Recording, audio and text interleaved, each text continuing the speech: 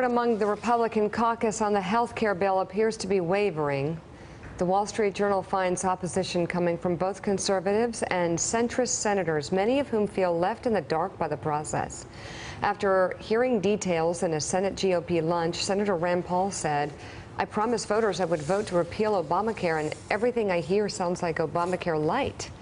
According to the paper, Paul is joined by three other senators, Mike Lee, Tom Cotton, and Ted Cruz, in demanding no more concessions from conservatives in the bill. Meanwhile, Shelley Moore Capito of West Virginia, Rob Portman of Ohio, both from states that expanded Medicaid under Obamacare, along with Susan Collins of Maine, a state that will vote later this year on expansion, have expressed concerns about the rollback. Portman and Capito have also been pushing for the inclusion of a $45 billion fund to treat and prevent opioid addiction, which was not in the draft circulating yesterday, which seems a little stunning, given the numbers in this country. Joining us from Capitol Hill, another senator with his own concerns. Chairman of the Homeland Security Committee, Republican Senator Ron Johnson of Wisconsin. What are your concerns, sir? Good morning, Mika. Well, let me read you a quote. So you've got this crazy system where all of a sudden 25 million more people have health care, and then the people out there busting it sometimes 60 hours a week wind up with their premiums doubled and their coverage cut in half. It's the craziest thing in the world. Mika, that's what we're dealing with. We're dealing with a system that did not work, where premiums on the individual market have literally doubled, in some cases tripled. We're $20 trillion in debt. CBO says over the next 30 years, another $129 trillion of accumulated deficit. We're trying to deal with this unsustainable system, and it's not easy to do. And you see that the broad spectrum within the Republican conference in terms of exactly how we get this all under control. So it's very difficult. Now, from my standpoint, what I've been saying, what we should be doing is repairing the damage done by Obamacare, and quite honestly, working with our Democrat colleagues to transition to a system that actually does work, that restrains the growth in health care costs, brings down those premiums that were artificially driven higher, and really works for the American people. So I'd love to be able to do that in a bipartisan fashion. I'm not sure any Democrats are willing to work with us right now, but hopefully once we get past this phase, we do, by the way, need to stabilize these collapsing insurance markets that are collapsing because of Obamacare. I've been suggesting we do that for the last 2 months. Leadership hasn't taken me up on that offer. But what I'm going to need is enough time to find out exactly what's in this bill and determine whether this is better then it's continuous improvement from where we are today. So, first of all, I think a lot of reasonable Democrats would agree that Obamacare needs to have revisions, be improvements for sure. But what the reality now with this process, what is possible? Well, we're probably going to have to go through this process first. And again, I didn't agree that we should automatically do this through reconciliation. I think we should have reached out to our Democratic colleagues and just point out the reality and say, listen, this is broken. Look at what President Clinton said. It's a crazy system. Let's fix it. For the benefit of the American public, that was not the decision that was made. So we decided to do this through reconciliation by ourselves. And so here we are. We're probably going to have to go through this process. Whatever we pass is not going to solve the entire problem. It might be better. Hopefully it will be better. It's the only way I'm going to vote yes. And then we're going to have to reach out to Democratic colleagues and hopefully fix our system long term on a bipartisan fashion. Mike Barnicle. So, Senator, I have a very few very simple questions, as usual, very simple questions. Have you seen the bill? No, but I've been in the room, and I understand the issues that's being discussed. Somebody's got to write the bill. Somebody's got to put down the baseline legislative text. That's what's going to happen, and now we're going to expose it. We're going to show people. And what I've been insisting, and I'm very upfront with leadership, I need enough time, my constituents need enough time to provide input before I'm going to be able to justify a yes vote. Okay, so you haven't seen it, and you and other senators clearly have not read it because you haven't been shown the bill until 9:30 this morning or 10 o'clock this morning, whenever. So what do you say this weekend or any weekend when you're walking around downtown La Crosse, Wisconsin, and someone comes up to you and says, have you seen the bill, Ron? And you say, no, I haven't seen the bill. And then they say, well, aren't you supposed to see the bill? You're a United States Senator. How come you haven't seen it? How come? Because it's just been written and it's going to be released today, and now we'll have a chance to review it. And I will insist that we have enough time, certainly to satisfy myself and get the input from my constituents, that in the end, I believe this is continuous improvement from where we are right now with the craziest system in the world, as President Clinton was talking about. But because it's the craziest system in the world, don't you think, just in terms of due diligence, that you were allowed, you should have received the opportunity to study it and have comments on it all the way through the process, rather than have a clock now put on the vote that you're going to cast? Well, I don't agree with the clock. So we'll see how the process unfolds under this point. But again, Mike, I'm telling you, I will not vote yes until I'm satisfied this puts us in a better place today or tomorrow than we are today. Senator Johnson, it's Willie Geist. Good to see you this morning. You've been very open and candid about the way the opioid crisis has affected your own family. You lost a member of your family to an overdose. There are a lot of people, including many Republicans, who are concerned that the rollback of Medicaid will prevent funding for opioid coverage, that people in these communities like Ohio and Wisconsin and other places that have been absolutely ravaged by this epidemic will no longer get their care. What can you say to promise people in those towns that they'll be taken care of as this thing rips through the places they live? Well, this is an unbelievable crisis that we're in. I've been very upfront from the standpoint we have to address the demand side through a concerted long-term PR effort, educational effort like we had with tobacco. This is going to span literally decades to bring down the demand.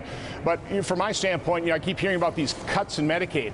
I don't have the numbers yet, but what I've seen, again, I probably define cuts differently. Cuts to me is actually reduction in spending from year to year.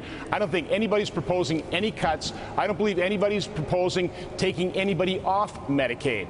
We're talking about capping enrollment at some point in time, and some point in time in the future, quite honestly. So I think there's been a lot of rhetoric, but let's get the information, let's get the numbers. I come from a manufacturing background.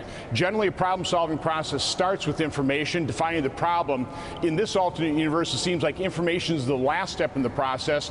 I don't think that's a particularly good process, but that's where we are. So I'm going to demand the information before I make my decision. Well, Senator, there are people like Governor John Kasich in Ohio who said pretty clearly, and they've said it for months now, they can't afford to lose this Medicare rollback. I mean, he's got some numbers. He's got something to back it up. Do you believe, actually, that if this bill passes with the Medicaid rollback, all those people who are covered now will somehow get coverage in between the people, including like people in your family who require opioid coverage?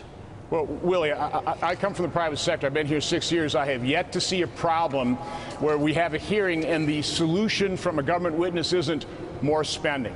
More spending doesn't always equate to a solution. I think there's other things we must do. But again, I don't believe we're going to be cutting spending. We may be restraining the growth in spending so that we don't continue to mortgage our children's future. Really, $20 trillion in debt, $129 trillion of additional accumulated deficit over the next 30 years, completely unsustainable. We're trying to do a little bit, just a little bit of entitlement controlling so we make Medicaid sustainable in the future. If you think the Great Recession was bad, when the housing bubble burst, just wait till the debt bubble burst. That is an anvil that hangs over my head when I evaluate every piece of legislation, is the fact that we're mortgaging our children's future. But we're talking about existing spending with Medicaid right now that they enjoy under the Affordable Care Act.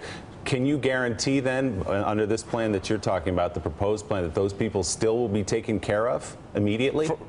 From what I've seen, I haven't seen all the numbers yet, and that's why I need the information.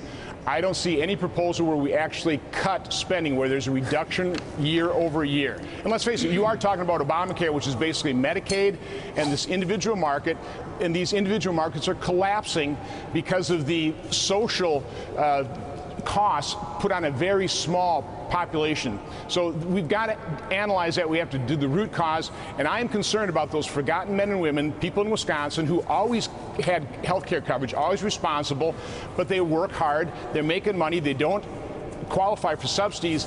Now they're without insurance because they can't afford it because of Obamacare. Those are the forgotten men and women I'm concerned about, and I am concerned that the Senate bill, as the House bill, did not do enough to bring down those premiums that were artificially increased because of the market distortions caused by Obamacare. This is Sam Stein here, Senator. I feel like we're playing a game of semantics. The CBO clearly states that the House bill, which is the basis template for the Senate bill, would see an $800 billion reduction in projected Medicaid spending over the course of a decade. You could call it a cut. You could call it a accounting change, but it is what it is. it's not my question. My question is, from what you understand of the Senate bill, and I know your understanding is preliminary, and from what you've seen about the House bill, which legislative language is produced, can you point to one specific thing in either of those legislation that would actually help us fight this opioid epidemic? One specific provision. Well, let me first point out what we did in Wisconsin. We did not do Medicaid expansion. Instead, sure. Governor Walker went for a waiver, and so we covered every Wisconsinite under 100% of the federal poverty line. And so we went from, according to the Wisconsin Department of Health Services, we went from about 94% of Wisconsinites covered up to a whopping 96%. You know, Wisconsin, we had ourselves pretty well covered. We have ourselves pretty well covered now, sure. without the Medicaid expansion. Let's face it, every Republican senator that I'm aware of vowed and told their constituents and got elected on the basis they were going to repeal this monstrosity, this Obamacare, this craziest system in the world. Repealing Obamacare. Sorry, what about the question about opioid? What about the question, my specific question about anything specific in either of these pieces of legislation, the House bill or the preliminary draft of the Senate bill? Can you point to anything specific that would help the nation address the opioid epidemic? First of all, we passed the CARA bill, which sets up a couple task force, provides funding for different types of projects, different types of pilot programs to try and address this program. But just spending money does not necessarily solve the problem. I think in terms of the opioid crisis, we need a long-term PR and education effort, and this goes into our schools, and we spend a lot of money on schools as well. So, Senator, before you go, your Homeland Security, the Homeland Security Secretary testified before another committee yesterday, clearly accepting, addressing, and certain that Russia tried to hack the election. Russia tried to do a lot of different things to impact the election. Mm-hmm. What's your response to that? And do you think the president should address and accept that this has happened? First of all, Russia has been doing this pervasively around the world. Take a look, just watch the trial in Montenegro in terms of the attempted coup, which was, if it would have occurred, would have been an act of war. Right. So this didn't surprise me at all. And quite honestly, I was one of the senators briefed prior to the election by the Obama administration, including Secretary Johnson and James Comey. And they told us, and let's face it, the American public knew because it was reported that Russia had hacked into the DNC. Right. Basically, the result, and I'm not going to say what was told us in the secure briefing, other than to tell you that what the administration was asking us to do is convey that they had it covered, they were aware of it, that controls were in place, and that the election would carry forward. There would not be any results affected. If you're not the election was going to be legitimate. But, if you're not surprised by this, then you certainly must understand how deeply concerning this is. Yes, and do you think the president should accept and address the fact that this is happening? We all must, and we held a hearing just yesterday in our Homeland Security Committee about cybersecurity. Why don't you think he does?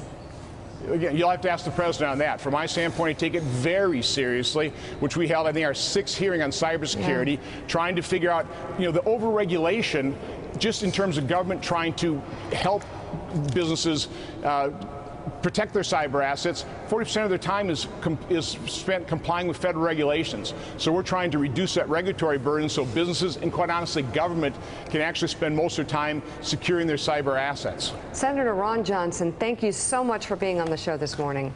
Thanks for checking out MSNBC on YouTube, and make sure you subscribe to stay up to date on the day's biggest stories. And you can click on any of the videos around us to watch more from Morning Joe and MSNBC. Thanks so much for watching.